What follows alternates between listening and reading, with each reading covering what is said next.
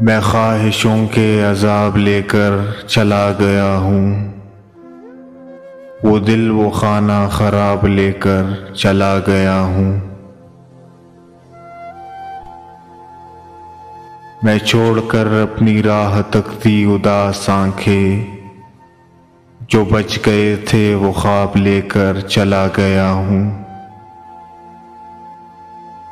جس پہ میں نے محبتوں کی وہی لکھی تھی، وہ ایک ممنوع کتاب لے کر چلا گیا ہوں۔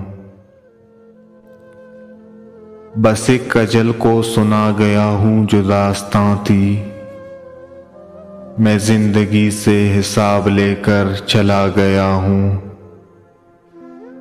میں قافلوں کو دکھا گیا ہوں نشان منزل،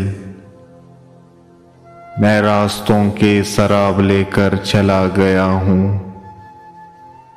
انہیں کہو کہ میں ڈھونڈنے سے نہیں ملوں گا، میں گرد راہ کی نقاب لے کر چلا گیا ہوں۔